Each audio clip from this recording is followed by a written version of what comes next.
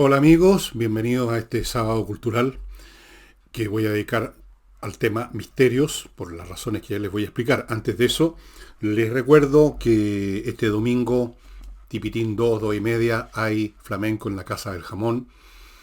Así que usted tiene ahí una oportunidad de tener un panorama dominical diferente. Reserva mesa, se va a instalar con sus amigos, su familia y le preparan el aperitivo que usted quiera. Le traen cosas para picar, piden los platos exquisitos que se le ocurran, y todo esto con el espectáculo del flamenco, que es un espectáculo por todos los sentidos, por todos los sentidos, el sentido del oído y el sentido de la vista. Es un espectáculo muy lindo, la música es muy hermosa, y las bailarinas son preciosas, y bailan, y qué sé yo, es una cosa que vale la pena. Además, perdonen la alergia, al frente, saliendo de Tenderini, cruzando Agustina, hay un estacionamiento subterráneo que usted debe conocer y por lo tanto ha dejado el auto con plena seguridad y tranquilidad para que usted cuando salga no esté encontrándose con una sorpresa desagradable. Usted va a estar seguro y tranquilo, escuchando, viendo, bebiendo y comiendo. Respecto a mi libro, parece que ya no queda ninguno. Parece que no queda ninguno. Pero no sé, no he mirado, no he entrado al sitio, elvillegas.cl es la tienda, pero si queda alguno a hacer de casualidad, yo les advertí a los que querían que esta cosa iba saliendo y así fue. Y ya les voy a anunciar más adelante las cosas que vienen. Y me van a permitir ustedes una pequeña interrupción ahora. Estamos de regreso. Bien,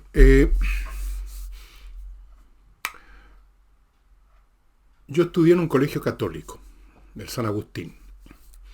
Y no me acuerdo hasta qué año, si fue solo en preparatoria, que era lo que se llamaba, así se llamaba la educación básica en esos años, o también algunos cursos en humanidades, que es la actual educación secundaria, y habían clases de religión.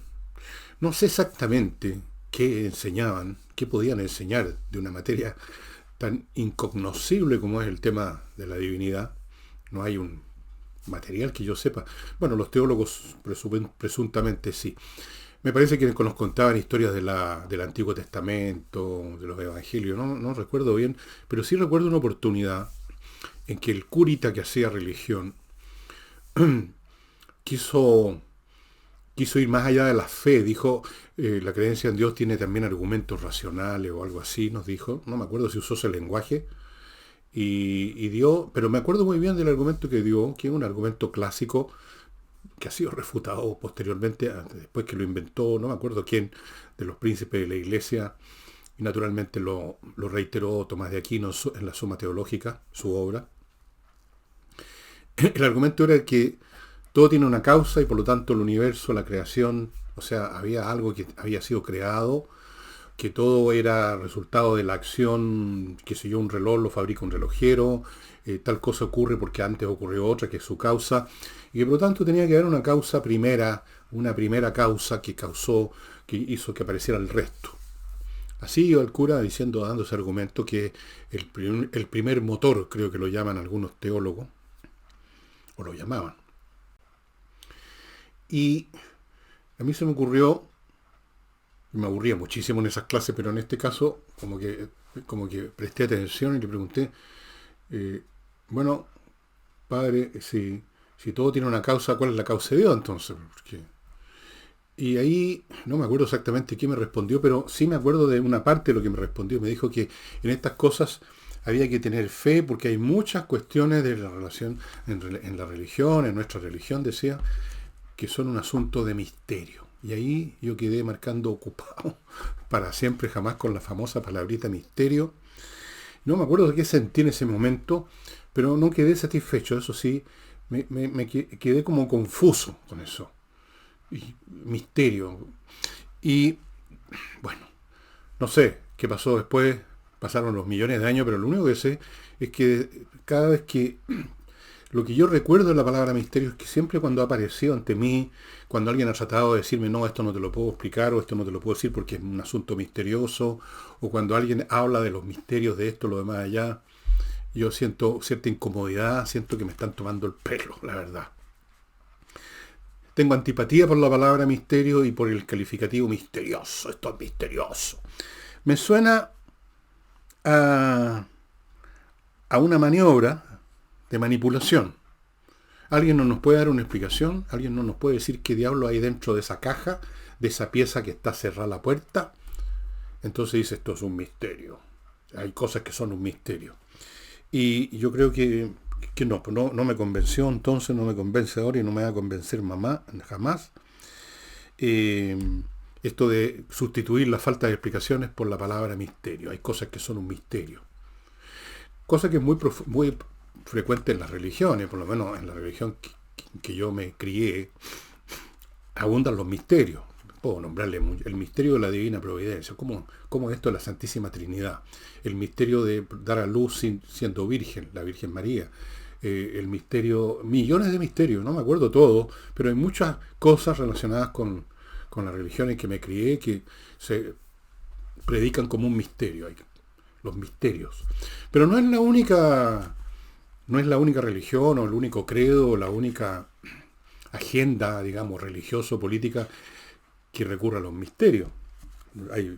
De hecho, les cuento que en la Grecia de la antigüedad habían varias que se llamaban religiones de misterios.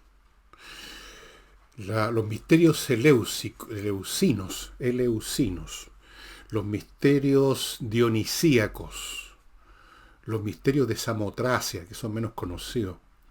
Misterios. ¿Y en qué consistían? Cuando uno empieza a estudiar, pues ustedes saben que yo me intereso en la antigüedad clásica, así que he leído y releído millones de cosas, libros de historia sobre las más distintas cuestiones sobre la Grecia clásica, y por lo tanto he leído sobre estas religiones de misterio, y aquí tengo anotado algunas cuestiones, pero se lo voy a resumir en pocas palabras.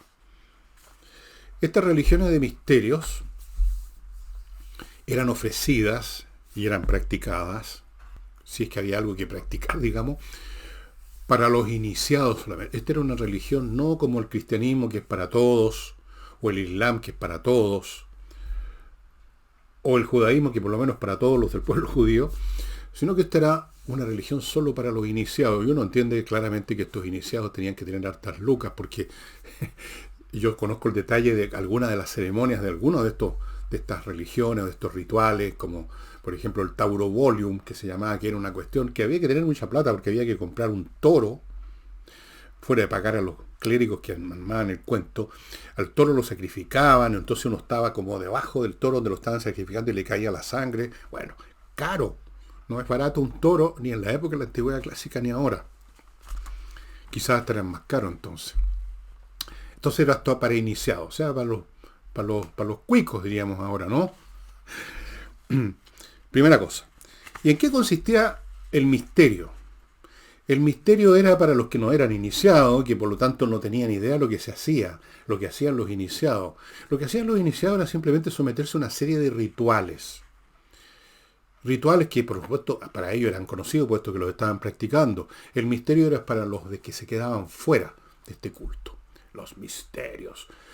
Dejando así la posibilidad que la gente se imagine, y esa es una de las razones de ser, de usar la palabra misterio, que se imagine cosas tremendas, luminosas, fabulosas, increíbles, poderosas, qué sé yo, algo que escapa a nuestra experiencia cotidiana.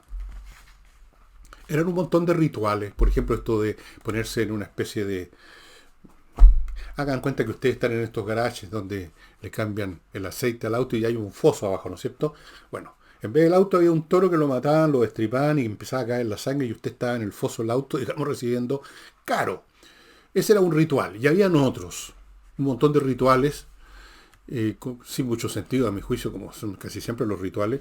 Y eso era el misterio. O sea, un cuento de hadas. Es decir, una manera de atrapar, porque esto era costoso, los que se dedicaban a ejercer los rituales, a matar al toro o a todas las demás cosas, que los recibían en un templo, en un lugar especial, tenían que comer. Recibían, no sé si un salario, si un cheque, digamos, pero recibían ofrendas para comer, vasijas de metales preciosos, cuestiones. O sea, era un negocio. Era un negocio. Yo dudo mucho que los más inteligentes dentro de esos fulanos se creyeran que alguien que recibía, se bañaba en la sangre de un toro, iba a recibir algo especial en la vida. No, recibía la sangre ese día nada más, después tendría que ir a bañarse, supongo. Entonces, esas eran las religiones de misterio. Ahora, si uno agarra un diccionario, como hice yo para hacer este programa, y ve a ver cómo define el diccionario la palabra misterio.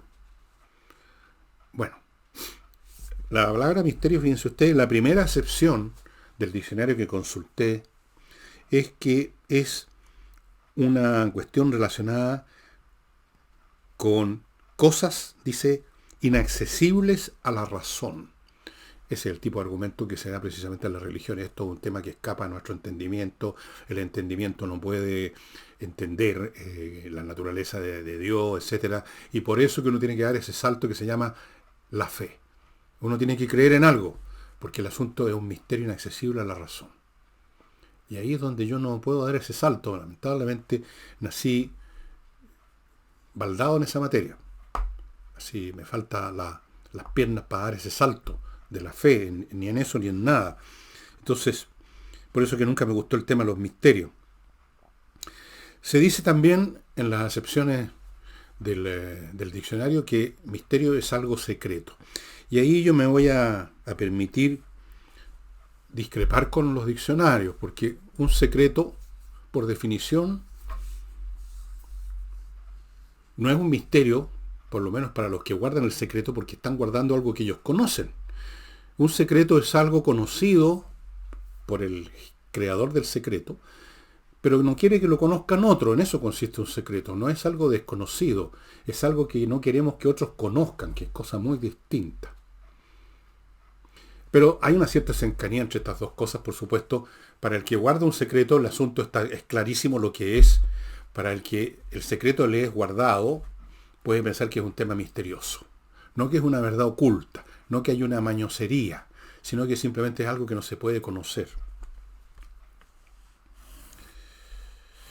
Yo siempre tuve la sensación entonces de esa clase con el curita de religión. Una sensación vaga que luego se olvida en los años, yo era un niño nomás. Uno no está pendiente de eso todo el tiempo, las cosas que en un momento piensa, uno después las olvida, pero está ahí siempre, latente, la sensación en mí de que cuando se habla de misterio es simplemente cuando no hay ninguna razón que mostrar para justificar algo. No, esto es un misterio. Misterio. ¿Cómo? ¿Pero cómo, padre, tal cosa? No, es un misterio. Estos son los misterios de la fe, qué sé yo. Hasta ahí no me llegamos. Y por eso yo dejé de ser creyente a los 12 años, porque ya no me convencieron los famosos misterios. Fuera de eso, yo asumo, no siempre es así, que en muchas ocasiones cuando se nos habla de misterios y se nos dice que tal cosa no puede conocerse porque es un misterio, que tal o cual actividad o proceso es misterioso, no se sabe cómo opera, yo pienso que muchas veces ni siquiera hay algo que nos quieran ocultar, sino que no hay nada, que nos quieren ocultar que no hay nada. Es un poco, no sé si algunos de ustedes recuerdan, no sé si todavía existe eso, pero años atrás cuando yo era niño, habían unos fulanos que se instalaban en la calle y que vendían, pongamos, alguna cosa, eran vendedores ambulantes, callejeros, vendían una loción para el pelo o algo así, que supuestamente tenía toda clase de virtudes. Y siempre estaban con una maleta, un maletín de cuero grande, y decían que en algún momento al público que los rodeaba, mientras hablaba de su producto maravilloso, la loción para la calvicie o que fuera, en algún momento iba a abrir y les iba a mostrar a todo el público una culebra. De ahí viene una expresión que se usaba después del culebrón, de mostrar la culebra. Bueno, nunca había una culebra, por supuesto, dentro de un maletín, pues ¿de dónde? Entonces, pero nunca habría, porque no había nada. O sea, era un misterio si había o no había culebra. El misterio no era tal, no había culebra, no había nada. Entonces, muchas veces cuando nos hablan de misterio, en realidad el misterio es un cero a la izquierda. Es una nada completa. Es como una caja, miren, nos dicen esta caja, qué misteriosa esta caja cerrada que habrá adentro. Puede que no haya nada. Qué misteriosa esa pieza cerrada desde siempre, como en las películas de terror, que la gente se va a una casa ¿Cuántas veces he visto ese argumento? Van a una casa, al campo, llega la familia, siempre hay una hija media idiota y jodida que anda con cara de mal humor, y hay una puerta cerrada que no la puede abrir nadie. Una puerta, una puerta. Entonces, pues se supone, bueno, en las películas de horror que se abre la puerta y atrae un monstruo, alguna cosa. Pero normalmente echadas las puertas cerradas no hay absolutamente nada, quizás unos trastos. Es mi experiencia con casas que uno ha arrendado, que hay una puerta cerrada, bueno, uno consigue abrirla y no hay nada. Hay unos colchones viejos, quizás cosas como esas. Entonces, se presta para toda clase de manipulaciones y cuentos del tío esto de los misterios. Antes de seguir, permítanme transparentemente y sin misterio alguno, hablarles de algunos de mis auspiciadores de este programa cultural que ustedes están viendo. Y comienzo con Lomas de Millaray, que les ofrece a ustedes una oportunidad que no tiene nada de misterio porque está a la vista. Parcelas en la región de los lagos, que están en un paisaje maravilloso, eso se ve, que tienen agua, que tienen electricidad soterrada, fibra óptica, una maravilla, precioso. A media hora de Puerto Montt, si usted tiene, y menos todavía de Puerto Vara, si usted tiene que ir al aeropuerto en Puerto Montt, media hora, si tiene que ir a un comercio en Puerto Vara o en Puerto Montt, a un supermercado, o llevar a los cabros a un colegio, media hora, menos de lo que aquí en Santiago, en las horas de taco, que son todas las horas, uno se demora eso para ir a la esquina.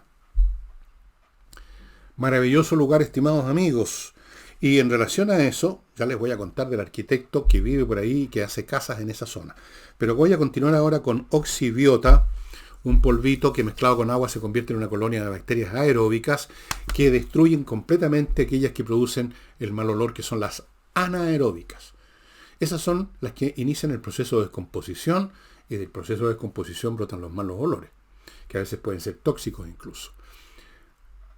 Estos sobrecitos con el polvo, usted los mezcla, pongamos en una cacerola con agua, los deja media hora, se convierten en la colonia, usted no va a ver nada, pero va a haber una colonia ahí, vierte el producto ya sea virtiendo, chorrito, o vaporizando en superficies, digamos, más extensas como un jardín, y se acabó el problema porque estas bacterias van a liquidar la causa del mal olor y esto va a durar mucho tiempo, el efecto dura mucho tiempo, y cuando termina, varios meses después, usted agarra otro sobre y repite.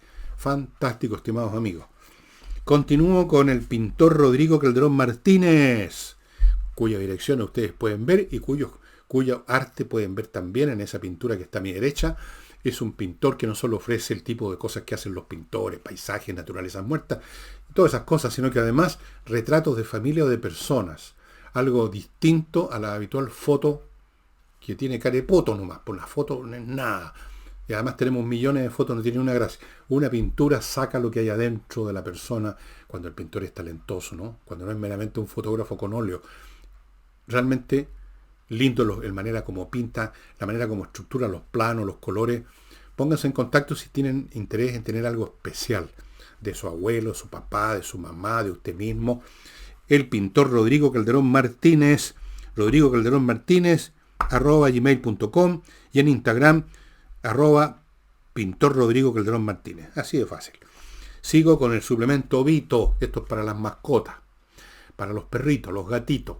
Una cucharadita de este suplemento en un alimento normal, en los pellets comunes y corrientes, y ese pellet común y corriente se transforma en premium, y su animal, su perrito, su gatito va a estar con el pelaje brillante, más sano, se va a evitar muchas costosas visitas al veterinario, todos contentos, todos felices con este suplemento que usted encuentra en vito.cl o en muchas mascoterías lo tienen disponible también. Y termino el bloque con chiletributa.com.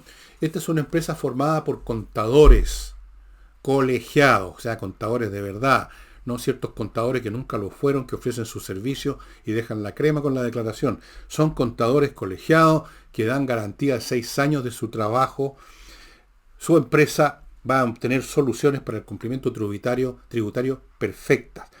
Van a ayudar a los negocios con la declaración, con el pago del IVA, con las retenciones profesionales, con el pago del impuesto a los trabajadores, todas esas cosas. Tienen una tremenda experiencia de años en respecto a todos los requerimientos que se exige en el área tributaria, contabilidad, todas esas cosas. Cuentan con la información en línea de sus clientes en una plataforma que está disponible para los clientes. Todo, amigos, con Chile Tributa. Recuerden que cuando uno se equivoca, cuando uno se se le olvida de poner alguna cosa en la declaración, a veces pura mala pata, a veces no nos han llegado los recibos de alguna cosa que hemos hecho. Somos nosotros los que recibimos los mails, digamos, amenazando, los que tiene que declarar, que tiene que corregir, que tiene que hacer esto, que lo demás ya es una lata. Haga bien la tributación con su chiletributa.com. Bueno, continúo con el programa.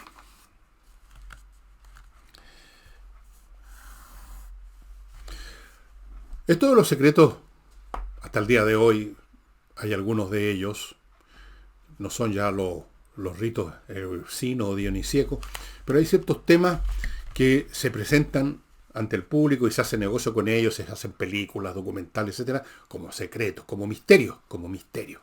Por ejemplo, el misterio del Triángulo de las Bermudas, en el cual han hecho como 3 millones de películas más o menos y series, todas malas en general. El misterio del Triángulo de las Bermudas. ¿Por qué? Porque se supone que misteriosamente, otra vez, sin saberse, en otras palabras, han desaparecido en una cantidad más superior a lo que es normal, aviones, barcos, etc. Ese es uno de los famosos misterios.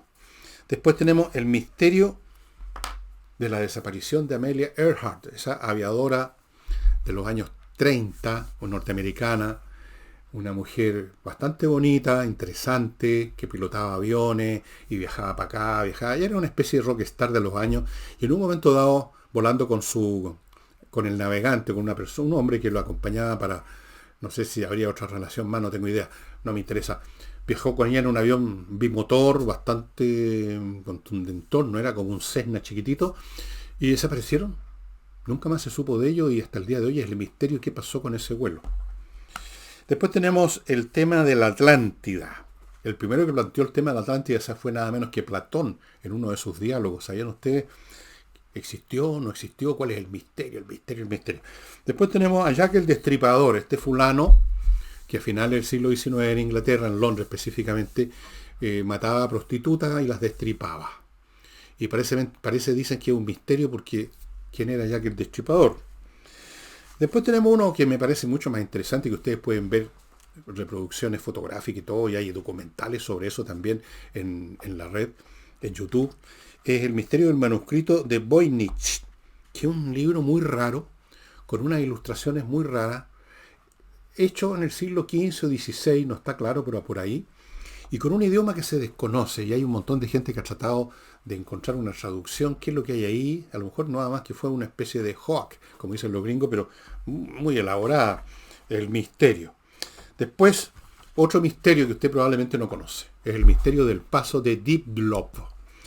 El paso de Diplov es un lugar en una zona siberiana de Rusia, donde en el año 59 un grupo de excursionistas no volvió a tiempo, fue, no sé, la policía o quienes fueran a investigar qué había pasado, y los encontraron a todos muertos en las condiciones más extrañas.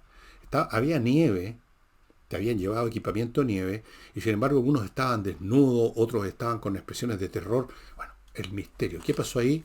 Hay muchas teorías, pero se habla del misterio. El misterio. Y las líneas de Nazca se supone que son un misterio también.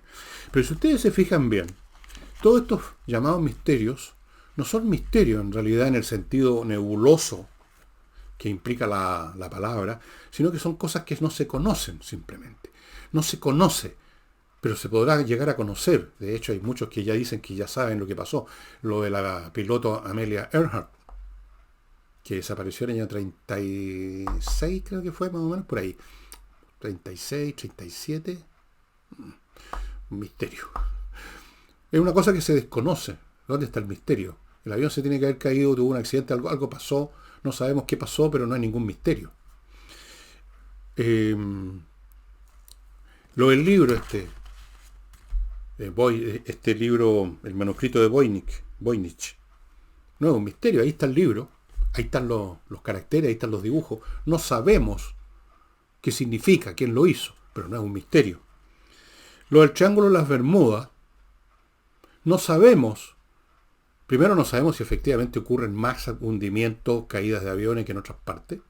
Pero si así fuera, no sabemos por qué ocurre. Pero sí sabemos una cosa, que no hay ninguna cosa misteriosa Hay millones de explicaciones plausibles. El hecho de que no conozcamos cuál es la valedera no significa que es un misterio. Significa que no sabemos. Lo mismo vale para el tema de Jack el Destripador. No sabemos la identidad de Jack el Destripador, pero no es ningún misterio que hubo alguien que destripaba, que mataba, solo que todavía no sabemos quién era. No es lo mismo no saber que lo que nos pretende imponer o sugerir la palabra misterio. La palabra misterio, como dice el diccionario, sugiere algo que es inconocible. Y una cosa es algo que es inconocible, que no se puede conocer, y otra cosa muy distinta es algo que todavía no se conoce. Son dos cosas diferentes. Bueno, esto en un plano bastante anecdótico, las cosas que les he mencionado, son hechos empíricos. Que se desapareció un piloto, había un asesino, hay un libro que no se sabe qué dice. Esos son hechos puntuales, objetos o eventos. Pero hay unas cosas de orden, digamos, de un nivel más complejo, que también se plantean como misterios. Por ejemplo, la naturaleza de la conciencia. La naturaleza de la conciencia. Yo no creo que eso es un tema más complejo, pero tampoco creo que sea un misterio. Es algo que no conocemos nomás. Yo vuelvo a insistir que el concepto y el uso, sobre todo, que se hace de la palabra misterio, va mucho más allá, quiere implicar más cosas que simplemente decir, no conocemos, no sabemos de esto. Después, el origen del universo. A propósito de eso, parece que la famosa teoría del Big Bang, que en realidad no resolvía el problema, pero daba por lo menos un punto de partida, la teoría del Big Bang parece que están entrando en sospechas por los descubrimientos de este telescopio, supertelescopio James Webb, que está viendo ya a distancias de millones de años luz, galaxias y otros eventos cósmicos que no coinciden, no condicen, no son compatibles con la teoría del Big Bang. Pero con o sin Big Bang, todavía uno se puede preguntar por qué hay un universo en vez de que no haya nada. Misterio. ¿Es un misterio eso? Ya vamos a seguir. La vamos a ver. Después, vida después de la muerte. Otro misterio. Como nadie ha regresado de la muerte para contarnos, sí, como lo demuestra el hecho que vengo a contarles, hay vida después de la muerte. Las religiones, no todas, asumen que hay una vida personal después de la muerte. El cristianismo asume que hay una vida personal, ya sea en el cielo, en el infierno, en el purgatorio. Hay religiones orientales que hablan de la reencarnación. A un amigo le pasó una vez una broma, a propósito de eso, no resisto la tentación de contarle. Estaba hablando de la reencarnación con una persona que creía en la reencarnación. Entonces mi amigo le preguntó, o sea que yo podría nacer la próxima vez como un gusano. Y entonces esta persona le contestó, no ocurre dos veces lo mismo. ¿Entiendes? Divertido. Bueno, vida después de la muerte, un misterio. Después, si hay o no hay dimensiones adicionales en el universo. Bueno, eso ya es una cosa que no conocemos. Hay hipótesis de que hay universos paralelos y todo, a lo mejor no se van a conocer nunca. A lo mejor son incognoscibles, o sea, imposibles de conocer, pero yo no veo por qué eso sería un misterio. Si hay, y si no hay, no hay. ¿Y cuál es el misterio? Después, ¿cuál es el propósito de la vida? Un misterio. No, yo creo que no es un misterio, yo creo que simplemente es una pregunta que no tiene sentido. Es una construcción semántica sin sentido. Creo que es lo que habría dicho el filósofo Wittgenstein, cuando él afirmaba que muchos de los llamados problemas filosóficos, y ahí podemos incluir son el resultado de una construcción verbal que no tiene sentido.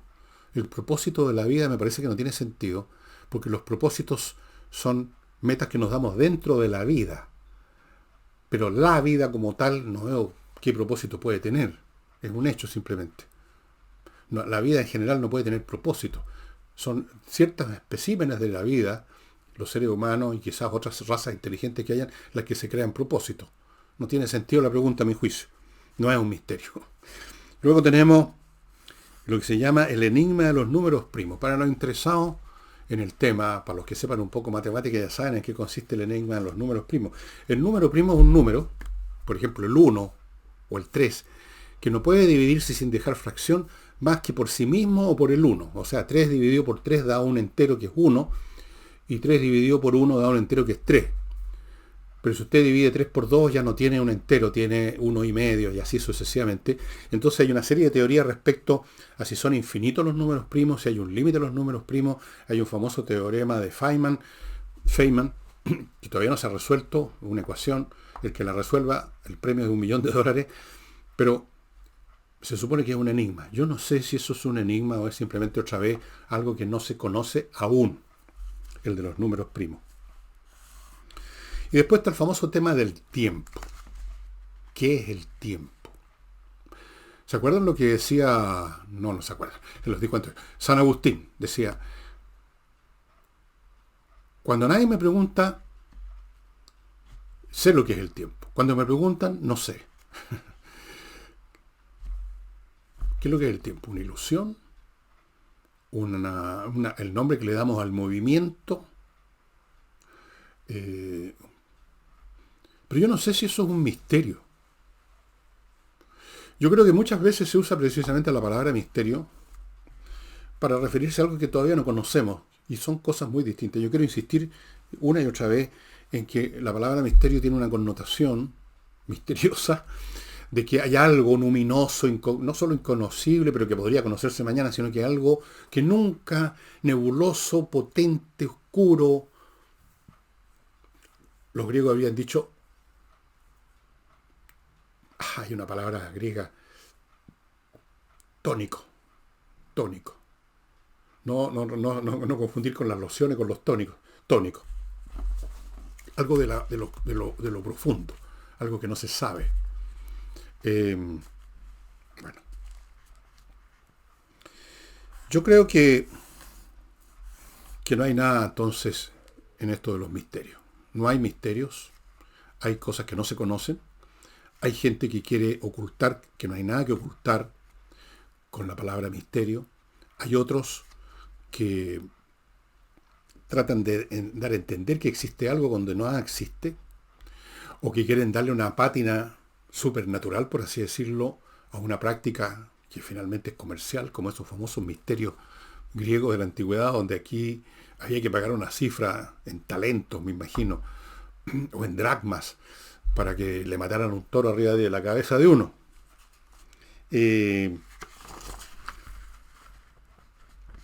Bueno, yo quiero insistir también en otro punto, amigos, pero antes de insistir en ese otro punto, hoy día estoy muy insistente, les quiero insistir en mi otro bloque comercial, conversaciones numéricas. Aquí estamos en un campo, a pesar de los números primos, que donde todo es certeza, la certeza matemática. Pero también hay una certeza que hay muchos niños que les cargan las matemáticas, que les van mal, que les produce escalofrío y tiritones, porque las enseñan en los colegios de una manera poco atractiva, ¿no? Este ingeniero de conversaciones numéricas les cambia completamente el switch, como dicen. Ya no es la matemática una serie de fórmulas, sino que es una manera de mirar el mundo que eventualmente puede necesitar una fórmula o más que usar la palabra fórmula, digamos, un protocolo de cálculo para llegar a la conclusión, pero la conclusión se llega porque ya uno tiene un modelo mental de por dónde va la cosa, y entonces dice, bueno, voy a necesitar este protocolo numérico, voy a necesitar esta ecuación, o voy a necesitar esta otra, pero ya en el fondo, conceptualmente, el problema está aquí resuelto. Esa es la matemática de verdad, y eso es lo que les instila a los niños y les cambia no solo la vida en el colegio, sino que la vida para toda la vida. Fuera de eso, da clases de preparación para la prueba de selección universitaria y clases de programación para niños que son súper entretenidas, los disciplina, los ordena, les hace súper bien. Continúo con Trade-In, una empresa que ustedes ubican en Trade, ahí están viendo el nombre completo, trade-in.cl, que hace por usted, por su negocio, lo que usted no puede hacer bien del todo porque no tiene tiempo y porque no tiene, digamos, el acceso a lo que hace Trade-In, que es buscarle de entre todos los proveedores de la mercancía que usted necesita para su empresa, para su negocio, el mejor precio, la mejor calidad, etcétera, y luego ponerle, por ejemplo, una mercancía que usted va a vender, unos relojes o insumos para su fábrica, se los va a poner en la puerta de la fábrica, en la puerta de su casa, en las mejores condiciones. Trade-In va a hacer la pega de escanear todo el mundo, los proveedores, por usted. Continúo con arquitecto Diego Sándor a propósito de Lomas de Millaray. Este arquitecto vive ahí, en esa zona, no en Lomas de Miray, en esa zona, en la región de los lagos, por ahí por Frutillar. Y realmente es unas casas preciosas, los interiores fantásticos. Yo las he visto, las conozco, puedo hablar aquí con absoluta y total y completa seguridad, sin ningún misterio. Diego Sándor es un arquitecto talentoso en sus diseños y diligente en cómo trabaja. Él va a la construcción y no se mueve más de ahí. La alergia para verificar que todo está perfecto. Él personalmente de repente hace las cosas. Serrucho, martillo en mano, con la escofina, con la garlopa. Le gusta la cosa ebanística, maderística, así que se mete en todo. Y ahí tienen ustedes una foto de un interior. Miren ustedes el muro, qué distinto es a simplemente una pared que es un paralelepípedo plano y sin ninguna gracia que hay que meter. Por eso que hay que ponerle cuadros para que luzca un poco. Miren ustedes, ahí está. Pónganse en contacto con él, arquitecto Diego Sándor, gmail.com. Y dos cositas más. Higiena, una academia de música que ustedes ubican en higienaproducciones.com, que enseña vía online a tocar un montón de instrumentos. Teclado, esto incluye piano, órgano electrónico, etcétera. Guitarra acústica, eléctrica, ¿qué más? Saxofón, contrabajo, batería, ukelele, flauta traversa, flauta dulce. Todo eso, la voz. Y todo online, mucho más interesante, mucho más efectivo, mucho más cómodo. Y si usted no me cree, pida una clase de demo completa y ahí se va a enterar de lo bueno que son estos cursos de instrumentos. Aprender música es una de las cosas que dan no solo entretenido, no solamente para matar el tiempo, le dan a uno una fuente de placer, como en la música, y interpretar música sin límite. Y termino con González y compañía, bufete de abogados que son especialistas en temas penales, que son los más peliagudos. Son muy conocidos en el mercado, han ganado casos muy importantes, están a cargo ahora de unos casos muy importantes y están disponibles para que ustedes, si tienen un tema penal, se pongan en contacto con ellos. González y compañía. Y... ¿en qué estaba? Bueno, insisto en que una cosa son los misterios supuestos, y otra cosa es lo que no se conoce, y otra cosa es lo incognoscible, aquello que no vamos a conocer nunca, pero que sabemos que tal vez podría conocerse. De hecho, lo incognoscible en cierto sentido es conocido. Conocemos que no podemos conocer. Eso ya es un conocimiento. Acuérdense de Sócrates que decía, solo sé que nada sé, pero sabía eso por lo menos. Es un conocimiento, no es ningún misterio. Sabemos que hay cosas que no podemos saber, como sabemos que hay cosas que no podemos hacer y tampoco son misterios.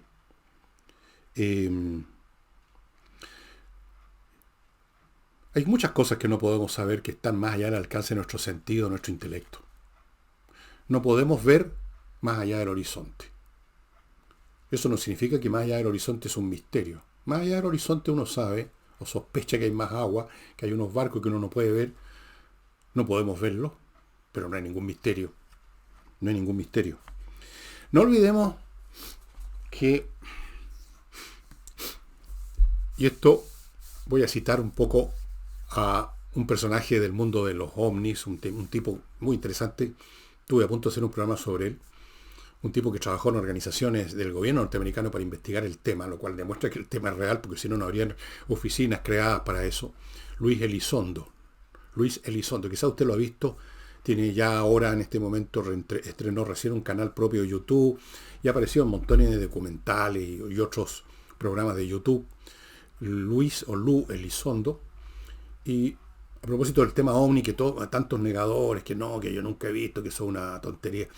Y él decía de que una cosa muy cierta que yo voy a repetir aquí porque viene a cuento, que los seres humanos vivimos en relación al universo en su conjunto, en una lonja, en una rebanadita mínima que está al alcance de nuestros sentidos y de nuestros instrumentos que no hacen otra cosa que amplificar nuestros sentidos en el fondo. No sabemos o podemos sospechar de otras cosas, pero igual es una lonja mínima. Vivimos en un mundo de 3 dimensiones, o de 4 si contamos el tiempo. Vivimos limitados por el sentido de la vista, el oído, por nuestros instrumentos, el telescopio, esto, lo demás allá. Por las impresiones sensoriales. Nuestro juicio está limitado por la experiencia.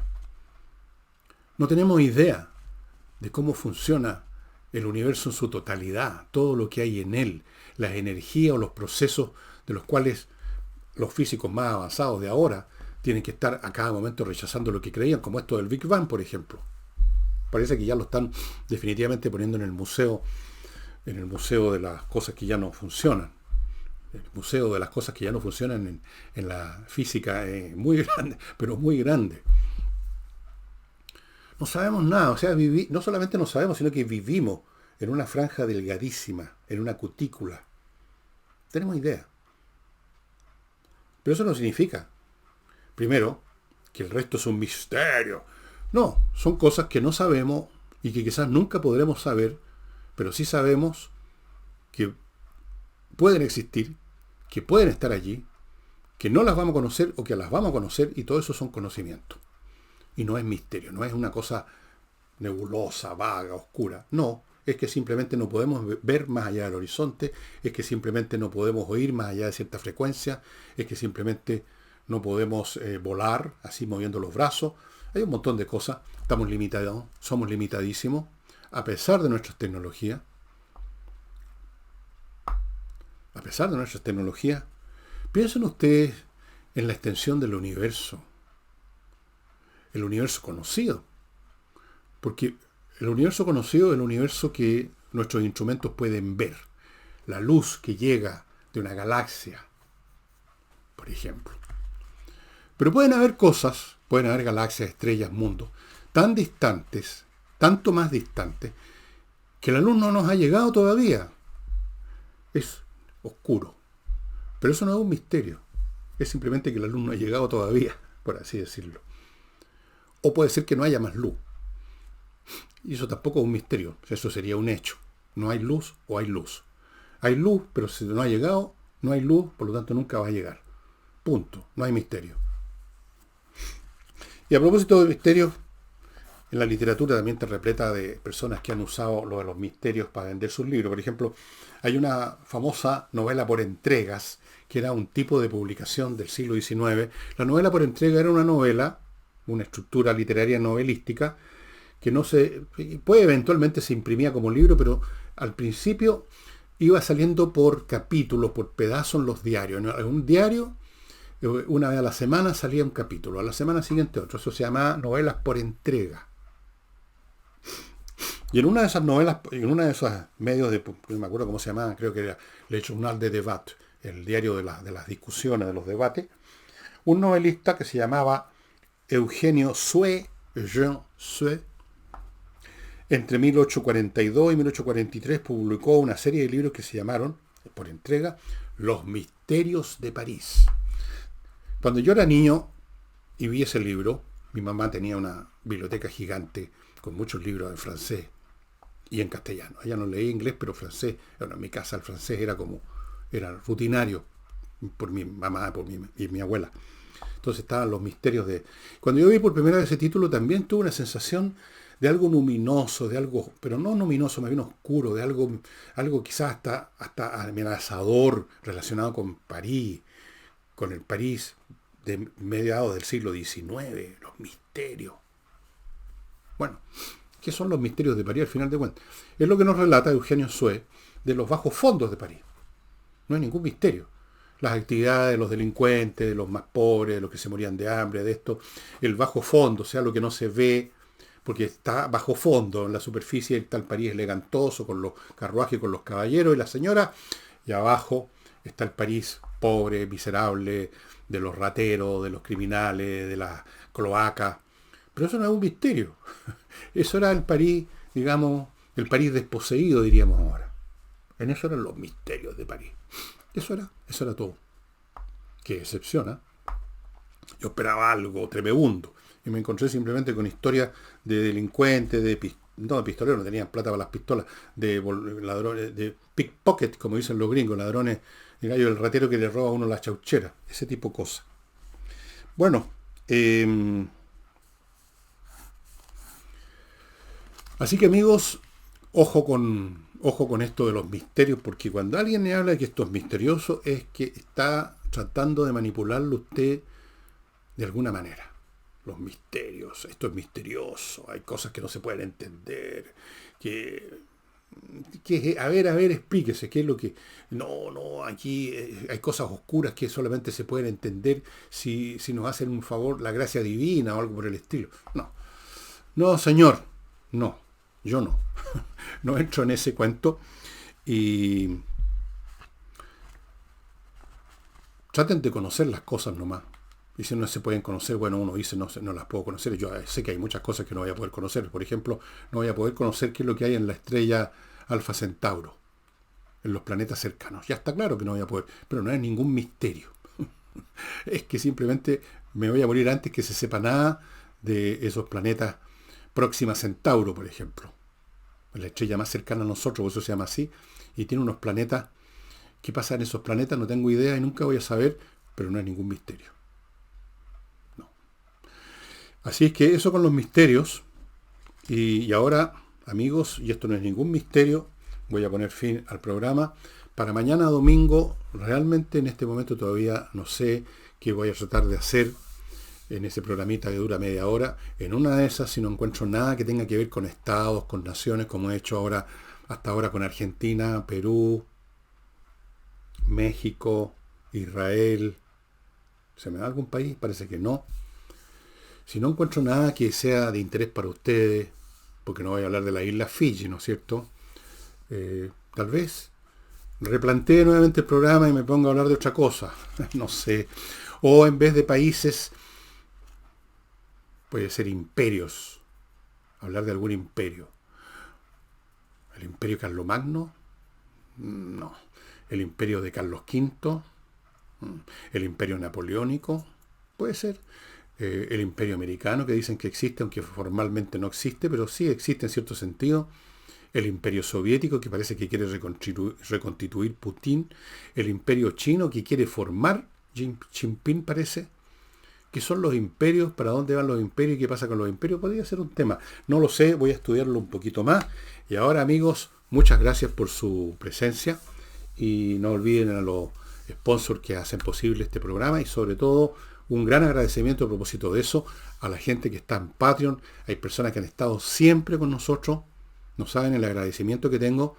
Hay personas que se han incorporado después. Agradecidísimo. Agradezco también a aquellos que estuvieron y se fueron por cualquier motivo. Y quiero que recuerden que las personas que están en Patreon, así como las que están en Flow, son fundamentales para la existencia de este programa. Fundamentales. Eso nomás les quería decir. Hoy día no les voy a mostrar ningún libro. No tengo ningún libro sobre los misterios. Los misterios de París los tenía mi mamá, no sé quién se los choreó. Nunca más los vi. Usted sabe lo que pasa con las bibliotecas, ¿no? Son presas de los ladrones de libros que pululan. Sobre todo los que no los leen. Y sobre todo los que dicen la eterna mentira que usted debe haber escuchado más de una vez si tiene biblioteca. Oye, préstame ese libro. Yo soy de los que devuelven los libros. Esos son los más ladrones de todos. Bueno, amigos, muchas gracias y nos estamos viendo mañana, espero. Chao.